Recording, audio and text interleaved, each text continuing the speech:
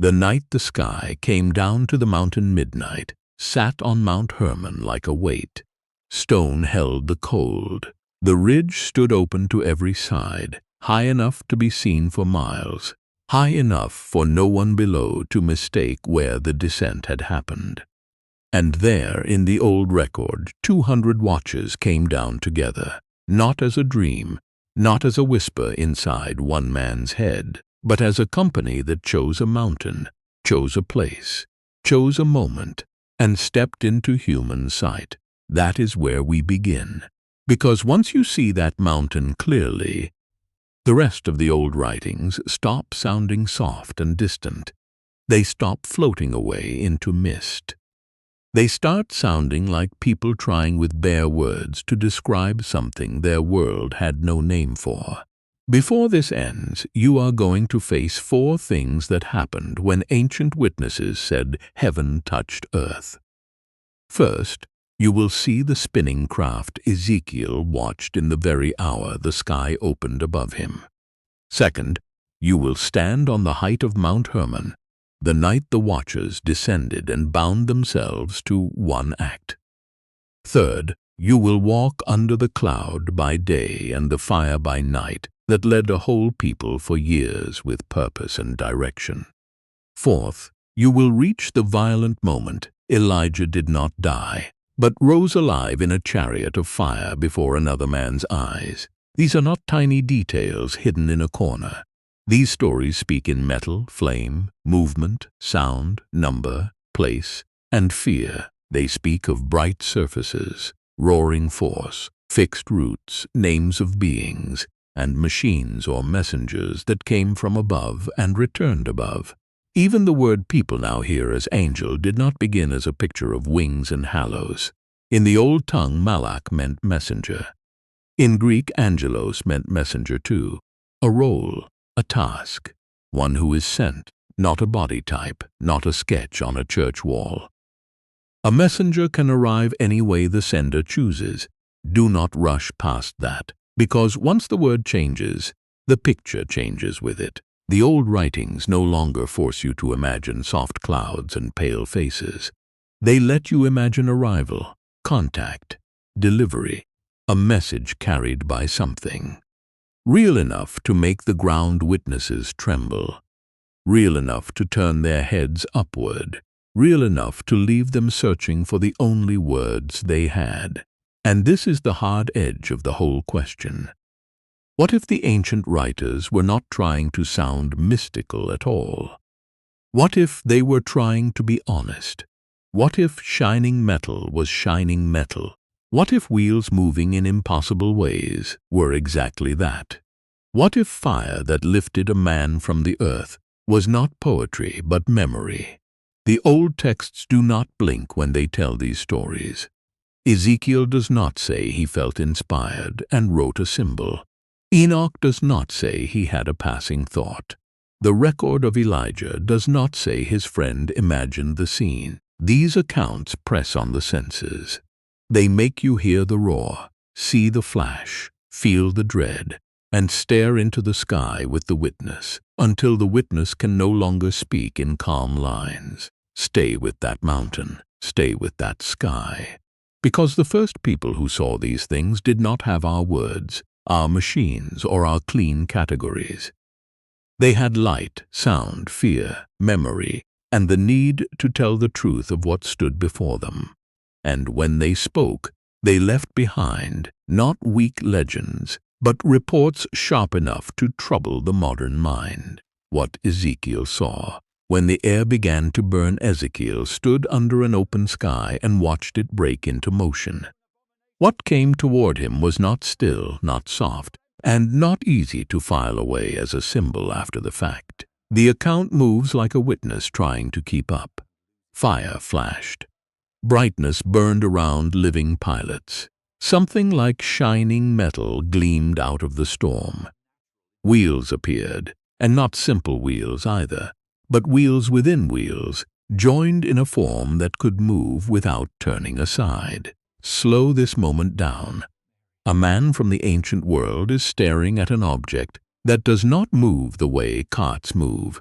does not steer the way animals turn, does not obey the limits of ordinary things. The wheels do not need wide circles to change direction. They go where they will. Their motion is clean, exact, almost cold in its control. Above and around them is brightness. In them is force. Near them is fire. And whatever or whoever directs them moves in full step with the craft itself, as if machine and messenger answer to one will. And then came the first thing no one talks about. The old account does not sound confused. It sounds overwhelmed, but not confused. That matters. A frightened liar blurs. A dreamer floats. Ezekiel does neither. He stacks physical details one on top of another, like a man grabbing hold of anything solid he can name. Metal, fire, lightning, wheels, movement in every direction. Pilots in the flame, the strange order of parts moving together without error. Look at the detail. The brightness is not vague glory. It has surface, it has shine. The motion is not random rushing, it is precise. The famous wheel within a wheel is not decorative language. It is a mechanical puzzle dropped into an ancient sentence. Even now, that image sounds modern, almost like a design that allows motion in more than one line at once, a structure built for movement that ignores the old rules. And Ezekiel is not alone in this kind of language. That is what gives the scene its force. Across the old writings, when something descends from above, the reports keep touching the same nerves. Fire, flash, direction, sound, command, ascent, descent, and fear in the witness. Not dream fog, not clean calm, impact. Picture the air around him. The sound is not small, it is pressure. It is the kind of noise that makes your body react before your thoughts can catch up. Light does not merely appear. It pulses and strikes. The craft or chariot does not drift like a cloud. It advances with purpose. Ezekiel is not standing in a temple with incense. He is standing in the path of something that forces language to stretch past its normal reach. This is why the story refuses to die. If it were only a neat symbol, it would rest. But it does not rest. It digs into the mind because it carries the marks of a direct encounter. The witness keeps returning to what he saw, because what he saw would not let him go. The fiery beings, the shining metal, the impossible wheels, the storm around the object, the total unity between messenger and motion. Let that sink in.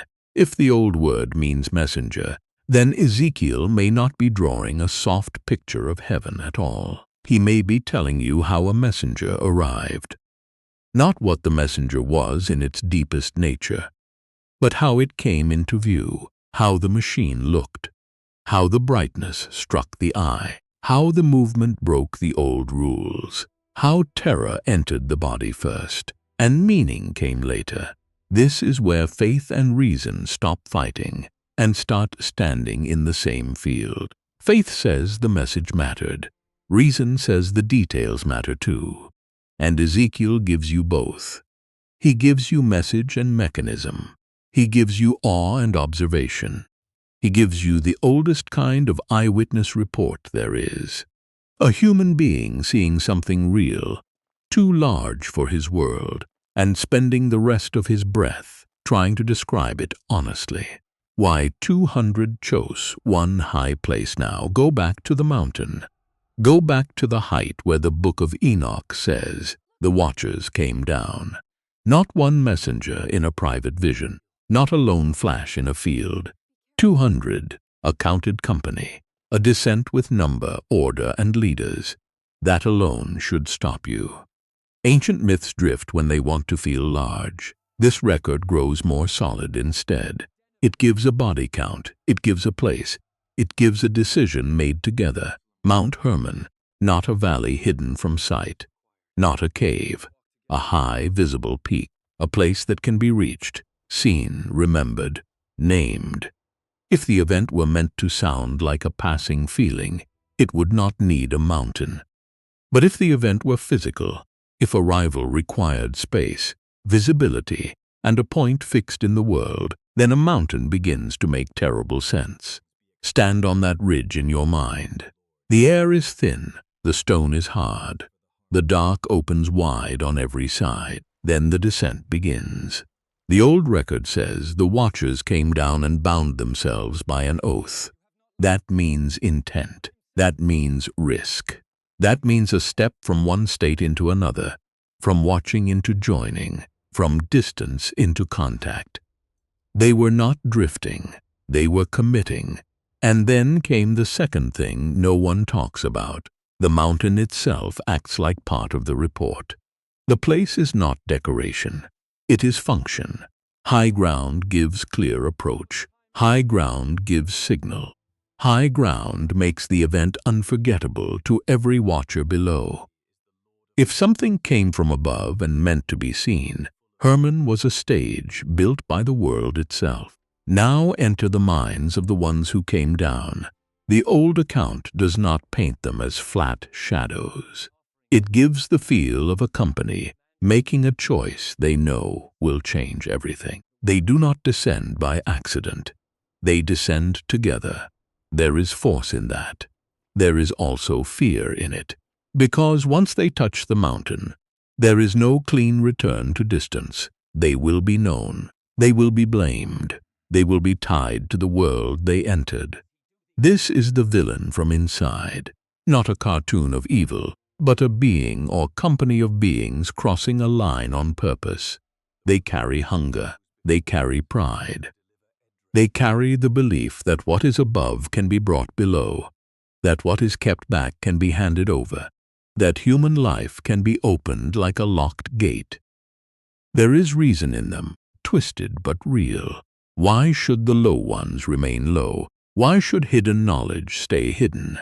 Why should the sky keep its fire to itself?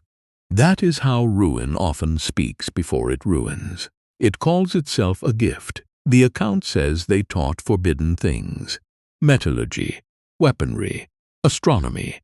Think about that cluster for a moment. Metal shaped by heat and skill. Weapons that turn craft into killing power. The reading of lights above, ordered knowledge of the heavens. These are not random tricks. These are leaps. These are tools that change a people fast. The story is not about simple temptation. It is about acceleration. And with that teaching came mingling. Union. Giants born from the crossing.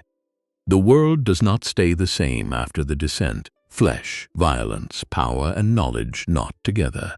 What fell from above does not remain above. It enters blood, labor, war, and memory. The old record even dares to name the place where heaven touched the hill. That matters because names anchor fear. A thing that did not happen does not need a mountain. A vague dream does not need leaders. A soft spiritual lesson does not need the counted weight of 200. But an event remembered by a people, an arrival that shattered the line between earth and sky, leaves marks. It leaves numbers. It leaves geography. It leaves stories that refuse to die. Do not blink here, because if Enoch's account is read as an eyewitness world rather than a bedtime tale, then humanity is no longer standing at the edge of a pure legend. Humanity is standing at the site of contact. Not all contact saves. Some contact corrupts. Some messengers bring warning. Others bring poison wrapped in power. And Mount Hermon stands there in the old memory like a stone witness, saying this did not happen nowhere. This happened somewhere. What the watchers put into human. Hands once the watchers descended. The damage did not stay on the mountain. It spread through hands. That is how the old record tells it. Not only through ideas, but through teachable skills, usable craft, things that could be copied, passed down, sharpened, and turned against the world. Forbidden knowledge did not fall like rain. It entered workshops, camps, bodies, and bloodlines. Picture the first blade shaped from hidden skill. Metal under heat, hammer against glowing ore, a new edge catching firelight. A human hand holding what it had never held before.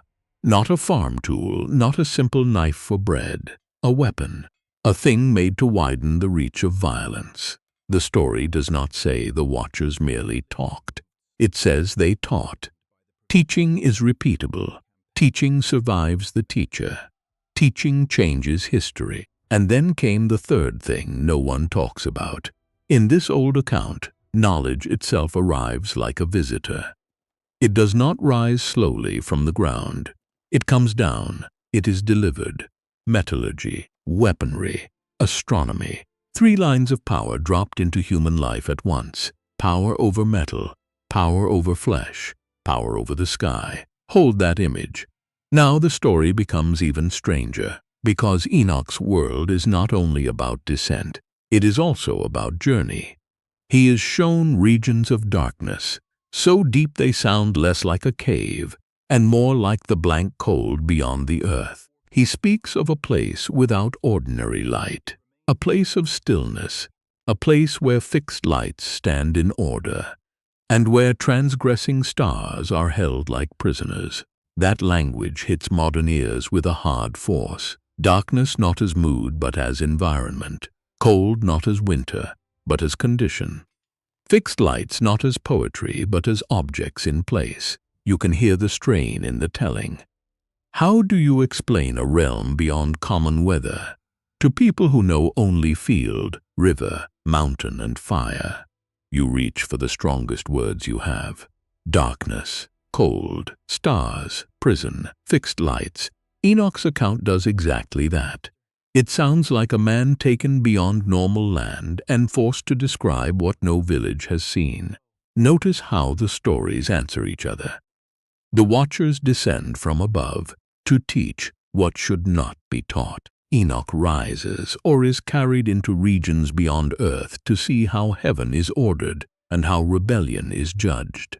Below, forbidden knowledge spreads. Above, prison waits for those who broke rank. The whole thing moves with moral weight, yes, but also with physical architecture. Routes, regions, locations, boundaries, places where beings go and places where they are held. The old text never lets the mystery become soft. It gives you lists. It gives you leaders. It gives you a mountain. It gives you the number 200. It gives you giants born from mingling. It gives you craft set loose among humans. It gives you fixed lights and prisons for transgressing stars.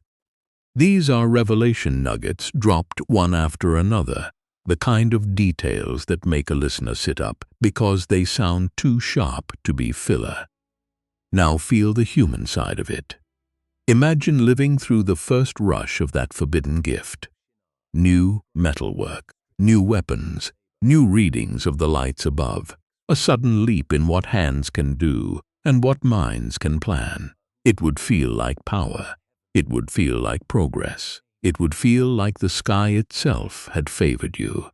That is why corruption is never sold as corruption. It arrives dressed like advantage. Stay with the wound inside that, because the deepest fear in the Watcher's story is not only that strange beings came down.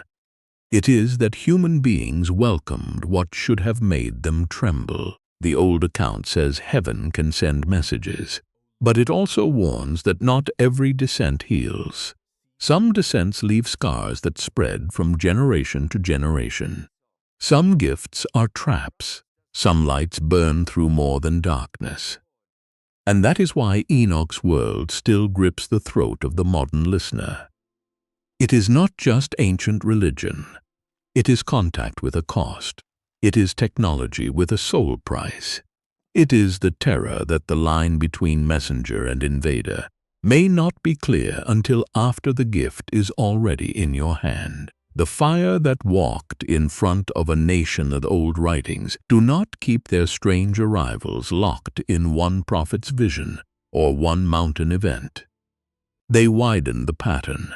Now the sky does not merely open above one witness. Now a whole people moves under guidance that can be seen. A cloud by day, fire by night. Not for 1 hour, not for one burst of wonder, but for years. Direction given in public. Movement with intent. Presence that leads, stops, rises, and remains. This is not how symbols behave. A symbol does not guide a nation through open land. A symbol does not stand ahead of a moving people and mark the way. A symbol does not change form with light and darkness. Cloud in 1 hour, fire in another, while keeping its work clear enough for men, women, and children to follow. The old account describes a guide with behavior. A visible force. A moving sign that knows where it is going. Stand in that camp for a moment. Thousands waking before dawn. Dust on the ground. Breath in the cool air. Faces turning the same way. And there it is again before them. The cloud lifted in daylight, not as empty vapor, but as a marker of root and presence. Then night falls, and the same guiding reality burns like fire. Think of what that does to the nerves. Think of how children would stare. Think of how old people would whisper. Think of how every camp rumor would die when the thing itself appeared again over the dark. And then came the fourth thing no one talks about. The pillar does not merely shine. It leads. That one detail changes everything. Motion with purpose is the heart of the whole mystery. Ezekiel's craft moved with impossible control. The watchers chose a mountain and descended with intent. Now the cloud and fire do not drift like weather. They guide like command. Picture the sound of a people breaking camp because the thing ahead of them moved. Tents coming down, cloth snapping, feet gathering, animals stirred. Then all eyes forward. The old account gives no weak image here.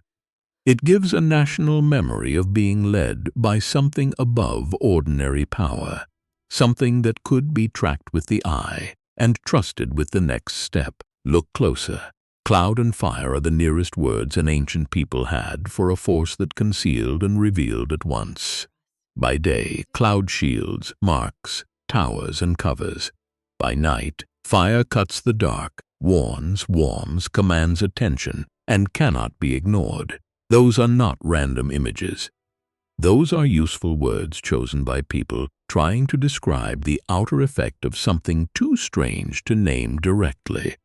The pattern is now too strong to dismiss lightly. Messengers come. Brightness surrounds them. Fire marks their movement. Direction is exact. Sound can overwhelm. Human witnesses react with fear and awe. The text keeps returning to what the senses can report, not just what the soul can feel. That is why these stories still feel alive. They are built from observed behavior. And there is another edge here. A guide from above does not always flatter the people below. Guidance means someone else knows the way. Someone else commands the route. Someone else can appear, remain, and move when the people themselves cannot see past the next mile. For years, that cloud and fire stood as a public rebuke to human control. You are not leading this journey, it said. Follow. Let that land. Because the old world did not speak of the sky only in private prayer. It spoke of visible leadership, of a force that entered history and shaped movement on the ground. That is why these ancient accounts do not sit quietly among myths. They press into real space. They raise the terrible possibility that what later ages called miracle may also have looked, sounded, and moved with a physical presence. Ancient eyes could witness but not explain. The day a man rose in fire, instead of dying then, the pattern reaches its sharpest edge. Not guidance from a distance. Not a company landing on a mountain. Not a prophet watching from below. This time a man is taken. Elijah does not simply vanish into a rumor. He rises in sight of another witness. He is carried up by a fiery chariot in a storm so violent the account burns itself into memory. Do not hurry this scene. 2 men are together. One will remain. One will be taken. The air changes before the eye can make sense of it. Fire appears, not resting, but dividing. A chariot of flame breaks between them. The separation is physical, sudden, cruel in its force. One man reaches the limit of ground. The other crosses it. Then comes the ascent. Not burial, not hidden death, not a quiet passing in sleep. Upward movement in full view. This is where the old narrative becomes almost unbearable in its vividness. Fire, chariot, division, ascent, witness. The account does not let you turn Elijah into a soft idea. It insists on direction. Up. It insists on a vehicle image, chariot. It insists on bodily removal, taken alive.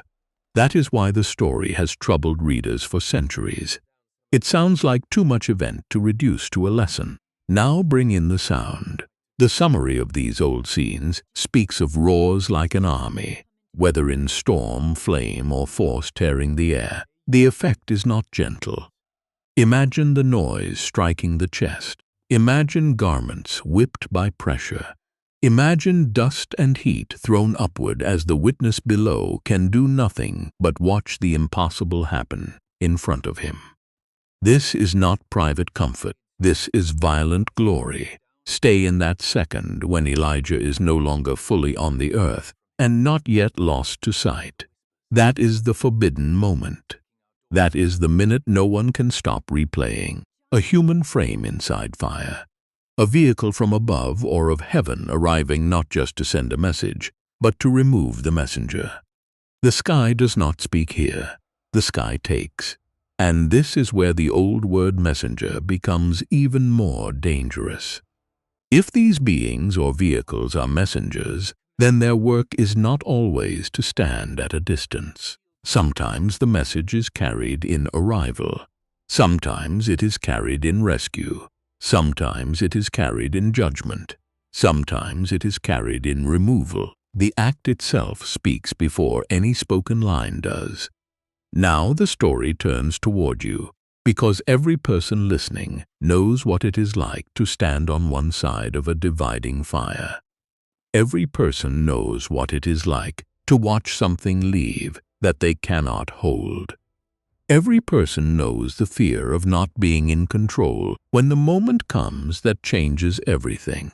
Elijah's ascent strikes so hard because it is not only about him. It is about the terror and hope of being seen by heaven at all. Maybe that is why these old accounts still breathe at night. They tell us that the world is not sealed shut. The sky is not empty. Human life is not a closed room. Messengers can come. Guidance can appear.